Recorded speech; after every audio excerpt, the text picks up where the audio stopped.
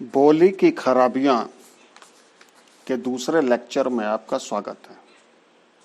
कल हमने बोली की खराबियों के बारे में कुछ महत्वपूर्ण बिंदुओं को जाना समझा, जिसमें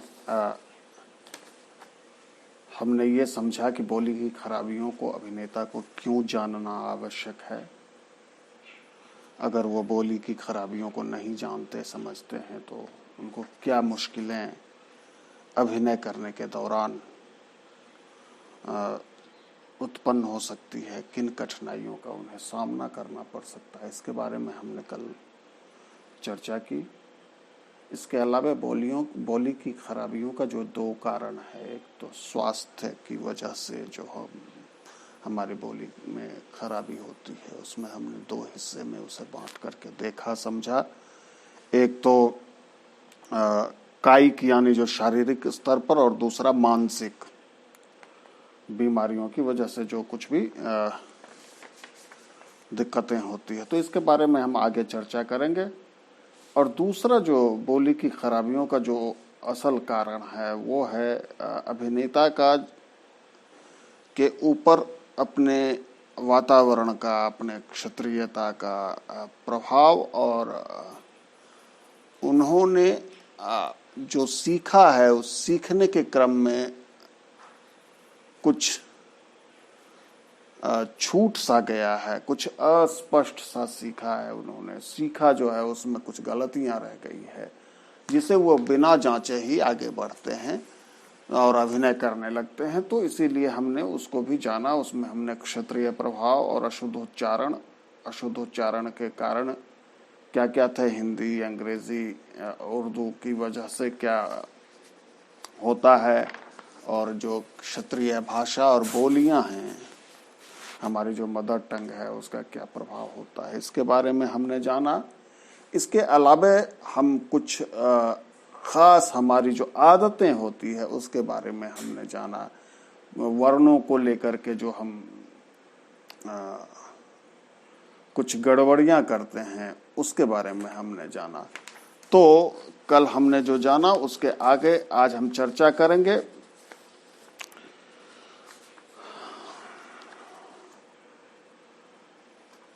एक तो कल हमने जो वर्णों को लेकर के जाना, वर्ण की वजह से जो दोष होते हैं, और वो सारी चीज़ों को समझने के बाद जो हमें अब समझने की आवश्यकता है वो ये है कि बोली की खराबियों का एक बड़ा कारण है, हम जो बोलते हैं उसका अर्थ संप्रेषित नहीं कर पाना ही बोली की खराबी है बेसिकली, मूल रूप से। तो बोली की खराबियों का जो एक बड़ा और मूलभूत कारण कहा जा सकता है वो ये है कि हम विराम चिन्हों का प्रयोग सही ढंग से नहीं करते हैं, और हम विराम चिन्हों का अनदेखी करते हैं, और अनदेखी करने की वजह से हम जो संप्रेषित करना चाहते हैं वो दरअसल संप्रेषित नहीं कर पाते। वास्तव में भाषा जब हम बोलते हैं तो बोलने में बहुत सारी चीज़ें काम करती है। उसमें हमारा जो टोन है, जो कहने का तरीका है, जो हमारा अंग संचालन है, भाव भंगिमा है, और फिर वो शब्द हैं, तो इन सब को मिलाकर के अर्थ संप्रेषित होता है। लेकिन जैसे ही वह लिखा जाता है, जब वही शब्द जब वाक्य के रूप में जब लिखे जाते हैं, तो उसे संप्रेषित करने के लिए उस वक्त ना ही तो आंगिक चेष्टाएं वहाँ होती हैं, ना ही हमारी जो लहजा है वो वहाँ होता है, ना ही हम जो कहना चाह रहे हैं उसके कहने के पीछे का जो टोन है, जो मकसद है, वो नहीं होता है। तो इन सब को प्रस्तुत करने के लिए जो रचनाकार हैं वो विराम चिन्हों का प्रयोग करते हैं, और विराम चिन्हों के माध्यम से इसे स्पष्ट करने का प्रयास करते हैं कि वो किस विचार से इस पंक्ति को, किस विचार को संप्रेषित करने के लिए इन पंक्तियों को लिखा है। तो विराम चिन्ह को की अनदेखी अपने आप में एक महत्वपूर्ण दोष है। इस पर हम आगे विस्तार से चर्चा करेंगे। इसी तरह से हम देखते हैं कि किसी वाक्य में गलत जगह पर बलाघात दे करके, बलाघात का दरअसल काम ही है कि बलाघात हम इसलिए देते हैं कि ताकि हम अर्थ को संप्रेषित कर सकें, लेकिन गलत जगह पर बलाघात देने से अर्थ संप्रेषित नहीं हो पाता है। तो बलाघात के प्रयोग और किस तरह से उस पर हमें काम करना चाहिए, इस पर भी हमें अलग से चर्चा करने की आवश्यकता होगी और उस पर हम अलग से चर्चा करेंगे। लेकिन अभी ये समझना चाहिए कि बोली की खराबियों के पीछे बलाघात और स्वराघात, एम्फेसिस एंड एम्फेसिस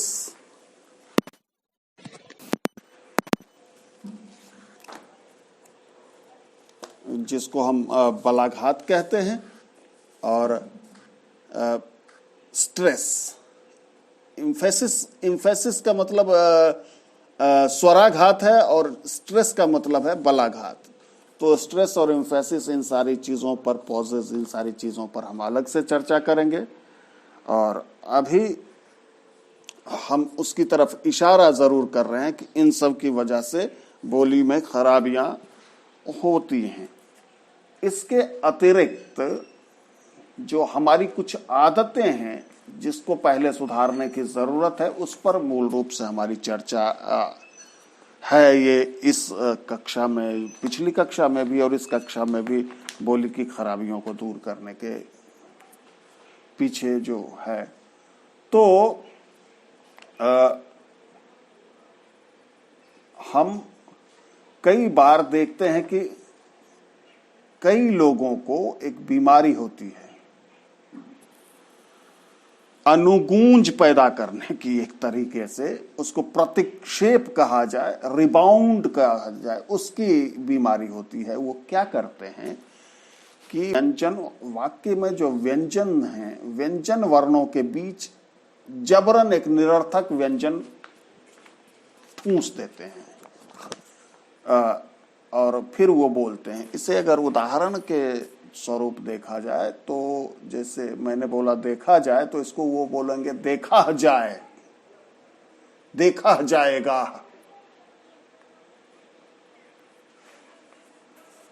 तो देखा, ये खाह जो ह का जो वर्ण है, ये जो एक जबरन प्रयास है, प्रतिक्षेप मतलब उसे धक्का दे करके फेंकने की जो कोशिश है, दूर तक जाएगी। तो इस तरह जो बोलते हैं व्यक्ति, तो ये रिबाउंड और प्रतिक्षेपण की जो बीमारी है, इससे अभिनेता को सतर्क रहने की जरूरत है कि निरर्थक व्यंजन को किसी भी शब्द में, किसी भी वर्ण में, दो व्यंजनों के बीच में प्रयोग करना अनुचित है और यह आपकी बोली की खराबियों में आता है। इसी तरह से हम सब देखते हैं कि बहुत सारे लोगों को नकियाने की आदत, वो नाक से बोलते हैं। ये इस पर तो एक हिंदी में नाटक भी है, वो नाक से बोलते हैं। तो नकियाने की आदत होती है।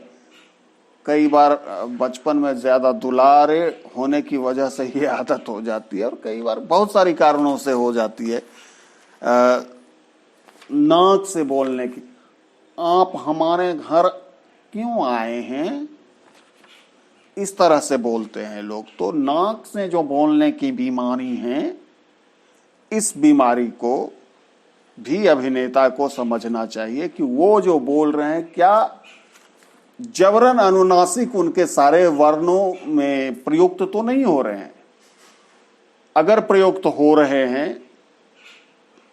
तो यह अपने आप में पुनः एक महत्वपूर्ण दोष है जिससे बचने की आवश्यकता है। और यह आदत है और इस आदत को लगातार अभ्यास से हम ठीक कर सकते हैं। हम अपने आप को सुनने की जब आदत डालेंगे तो हमें पता चल जाएगा कि हम नाक से बोलते हैं और हम नाक से बोलना बंद कर देंगे। नकियाना अपने आप में एक महत्वपूर्ण दोष है। इसी तरह से अगर हम बात करें तो कुछ लोग गा करके बोलते हैं। जैसे तुम कहाँ जा रहे थे, तुम क्या कर रहे थे, तुम्हारी कसम गंगा मैया, इस तरह से जो वो बोलते हैं। तो इस तरह का बोलना, ये गा करके बोलने की जो एक प्रक्रिया है, यह भी अपने आप में एक महत्वपूर्ण दोष है। और हिंदी सिनेमा जगत की प्रसिद्ध अभिनेत्री हेमा मालिनी को अगर आप सुने, उनके संवाद को सुने, तो वो इस बीमारी से ग्रसित हैं। आप उनको देख सकते हैं, समझ सकते हैं। और अपने आसपास में भी जब आप किसी से बातचीत कर रहे हैं तो उस समय आपके लिए महत्वपूर्ण है कि आप सुने सामने वाला क्या बोल रहा है। और जब सुनेंगे तो आप समझ पाएंगे कि वहां क्या बोली की खराबी है और जिसे ठीक करने की आवश्यकता है, या बोली की खराबी जो आपके भीतर हो सकती है, जिसकी संभावनाएं हो सकती है, जिसे हम समझ सकते हैं। तो ये बोली की खराबी में ये भी गा करके बोलना भी एक खतरनाक बीमारी में से है। और इसके बाद एक रास्ता, कुछ लोग ऐसे बोलेंगे कि बस बोलते जाएंगे और उनके बोलते जाने में वो चाहे जितनी भी महत्वपूर्ण बात बोल रहे हों, शुद्ध उच्चारण के साथ भी बोल रहे हो सकते हैं, विरामों का भी सही प्रयोग करते हुए भी बोल सकते हैं, लेकिन उनके बोलने में इतनी शुष्कता, इतनी वो एक रास्ता होगी कि आप ऊब जाएंगे। थोड़ी ही देर में आप ऊबने लगेंगे उनकी बातों को सुन करके। दरअसल वो जब बोल रहे होते हैं तो बिना उतार चढ़ाव के एक ही सुर में, एक ही लय में लगातार लगातार लगातार बोलते जाते। हालांकि ये अभ्यास पहले समाचार वाचकों के लिए अनिवार्य होता था कि वो एक ही तरह से सूचना देने की तरह वो समाचार वाचन का काम करें, लेकिन उसमें भी एक रास्ता नहीं आने देने की कोशिश रहती थी। लेकिन बहुत सारे ऐसे आप वक्ताओं को सुनेंगे जो महत्वपूर्ण बात कह रहे हैं, लेकिन उनकी बातों को सुनने में आपको बिल्कुल भी आनंद नहीं आ रहा। दूसरी तरफ कुछ ऐसे व्यक्ति होते हैं जो बात करना शुरू करेंगे तो इतना ज्यादा उतार चढ़ाव का प्रयोग करेंगे, इतने सुरों का प्रयोग करेंगे कि आपको लगेगा कि आप हिमालय के पहाड़ों से गुजर रहे हैं। कभी बहुत ऊंचा, कभी बहुत गहरा। तो इस तरह से और अलग अलग सुरों का एक साथ लगातार एक साथ पूरे एकदम से ऊपर के सुर का प्रयोग करते हुए नीचे आ जाएंगे और फिर नीचे के सुर का प्रयोग करते हुए ऊपर से। यह खासतौर पर कमेंट्री के लिए प्रयोग होता है खेल में, लेकिन अगर इसे व्यावहारिक क्रिकेट के कमेंट्री के लिए इस तरह का अभ्यास होता था। लेकिन अगर इसे व्यावहारिक जीवन में अगर देखा जाए, और या फिर मंच पर अगर क्रिकेट कमेंट्रेटर नहीं हैं, आपकी भूमिका नहीं है और आपको यह बीमारी है कि आप लगातार चीजों को ऊपर नीचे अलग अलग सुर में ऐसे नचाए जा रहे हैं, तो आप समझ लीजिए कि आप बोली की खराबियों की बीमारी से ग्रसित हैं। और आप जो संप्रेषित करना चाहते हैं वो संप्रेषित तो खैर मुश्किल से हो पाएगा, और वो जो भी संप्रेषित होगा वो अतिरंजना का शिकार होगा, उसमें अतिरंजना होगी। आप अगर पारसी रंगमंच के उदाहरण को इस तौर पर देख सकते हैं, तुम्हारा खून खून है और हमारा खून पानी है। तो इस तरह के जो उतार चढ़ाव हैं और ये जो प्रयोग हैं, ये प्रयोग भी खतरनाक हैं और ये भी एक महत्वपूर्ण दोष के रूप में देखे जाएंगे। इसके बाद जो अलग एक और बीमारी है उसको बोलते हैं सुखन तकिया या तकिया कलाम।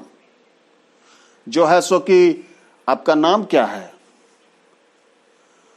मैं वहां जा रहा था जो है सो कि तभी आप मिल गए, और जो है सो कि, तो ये जो है सो कि जो बोलते हैं लोग, हर वाक्य में आप देखेंगे कि 2-3 बार, कम से कम एक बार जो है सो कि का प्रयोग कर लेते हैं। कुछ लोग है ना इसका प्रयोग करते हैं, और कुछ लोग क्या समझे, क्या समझे, सुना, इस तरह के मैं वहां जा रहा था, इस तरह के जो और ये सब चीजों का जो प्रयोग है, यह सुखन तकिया या तकिया कलाम के अंतर्गत आता है। और यह भी अभिनेता के बोलियों की खराबी में एक महत्वपूर्ण दोष है, जिससे अभिनेता को बचने की आवश्यकता है। पता ही नहीं चलता है कि वो इस तरह की चीजों का प्रयोग कर रहे हैं, जिसमें कि तकिया कलाम, सुखन तकिया वो प्रयोग कर रहे हैं, ये बिल्कुल नहीं पता चलता। इसके लिए अभिनेता को बहुत गंभीरता से खुद को सुनने की आवश्यकता है। खुद बिना सुने इन समस्याओं से निजात नहीं पाया जा सकता है। इसके अलावा एक जो महत्वपूर्ण है वो है व्यंजन भक्षण। व्यंजन भक्षण मतलब व्यंजनों को खा जाने की बीमारी। शुरू के व्यंजन को भी खा सकते हैं, मध्य के व्यंजन को भी खा जाते हैं, अंत के व्यंजन को भी खा जाते हैं। बहुत तेज बोलने के कारण इस तरह का आप देख सकते हैं। जरा बाल्टी उठा दो को वो जा बाल्टी उठा दो, जा बाल्टी उठा दो, जा बाल्टी उठा दो। तो इस तरह से बहुत स्पीड में जो बोलने की कोशिश है, उस कोशिश में हमने व्यंजन का जा बाल्टी उठा दो, जा बाल्टी उठा दो, जा बाल्टी उठा दो, तुम कहां जा रहे हो। तो इस तरह के जो प्रयोग हैं ये व्यंजन भक्षण हैं, और इसको बहुत ही गंभीरता से जानने पहचानने की आवश्यकता है। अगर आप नहीं पहचानते हैं तो आप बोली की खराबियों के एक महत्वपूर्ण दोष से ग्रसित हैं, आप यह जान लें। इसी तरह से अभिनेताओं को, अच्छे प्रशिक्षित अभिनेताओं में यह दोष पाया जाता है कि वो वाक्य के अंत को खा जाते हैं। दरअसल ये जो है ये सांस का मसला है। आखिरी शब्द के आखिरी अक्षर तक हम सांसों को ले जाकर के यात्रा नहीं करते हैं, जिस वजह से हमें पता नहीं चलता है कि हमने शब्द के आखिरी अक्षर को खा गए हैं, बल्कि वो सच में हम खा चुके होते हैं। जैसे मैं बोलना चाहूंगा कि तुम कहाँ जा रहे थे, तुम्हें तो मैंने कहा था कि तुम स्कूल जाओगे। तो इस तरह से आखिरी अक्षर खा जाने की जो बीमारी है, इस बीमारी से अक्सर अभिनेता ग्रसित होते हैं। अभिनेताओं को स्वयं सुनने की आवश्यकता है। स्वयं को सुने, जाने, पहचाने कि वो किन खराबियों से, बोली की किन खराबियों से ग्रसित हैं, और उसे ठीक किया जा सकता है। यह सिर्फ अभ्यास से ठीक किया जा सकता है। इसके लिए अलग से किसी चीज की जरूरत नहीं है। जैसे ही आप सुनेंगे, समझेंगे कि आपकी क्या दिक्कतें हैं, आप किस तरह की समस्या से ग्रसित हैं, तो आप स्वाभाविक रूप से उसे अभ्यास के माध्यम से ठीक कर सकते हैं। पाणिनि ने अपने संस्कृत व्याकरण में भी दोष के संबंध में कहा। उन्होंने कहा कि दोष दो तरह का है, एक पाठ दोष है, दूसरा उच्चारण दोष है। तो उच्चारण दोष पर हमने चर्चा की ही है।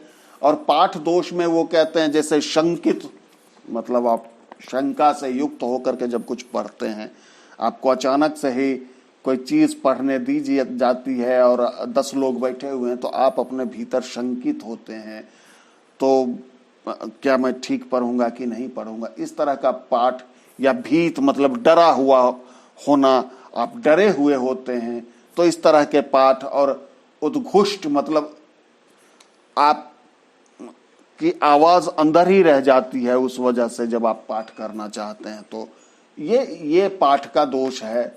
इसी तरह से अव्यक्त, आप जो कह रहे हैं उसे व्यक्त नहीं कर पा रहे हैं, और अनुनासिक, ये सब पाठ के दोष हैं। इसी तरह से काक स्वर, आप ऐसे स्वर में पाठ करते हैं जिसमें कि मिठास नहीं है, टाय टाय जैसी, कौए की बाणी जैसी काय काय करते हुए स्वर लगे हुए हैं उसमें।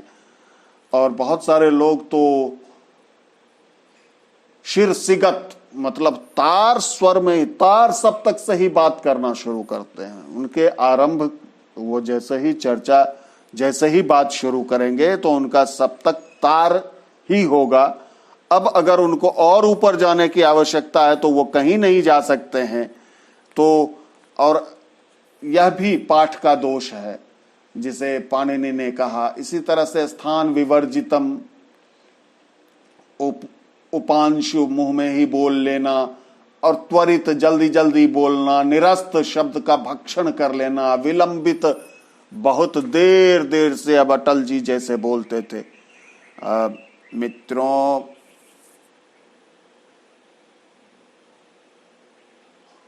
मैंने आपसे जो कहा है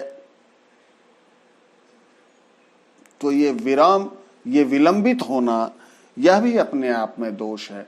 गदगदित मतलब अवरुद्ध कंठ से पाठ करना, जैसे आपकी आंखों में आंसू भरे हुए हैं और आप आंसू से भरे हुए पाठ करते हैं, तो ऐसा भी गदगदित कहलाएगा।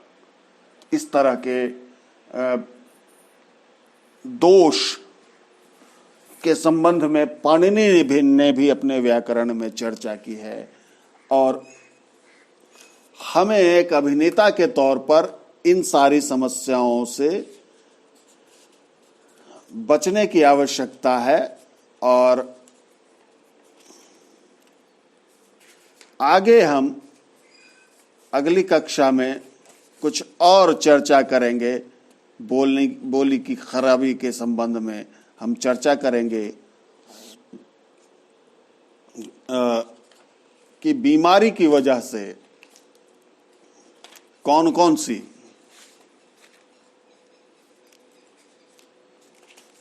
शारीरिक और मानसिक बीमारी की वजह से कौन कौन सी समस्याएं बोली की खराबी में होती है, इसके बारे में हम अगली कक्षा में चर्चा करेंगे। तो मूल रूप से यह कहा जाए कि कल की कक्षा और आज की कक्षा में जो हमने चर्चा की है,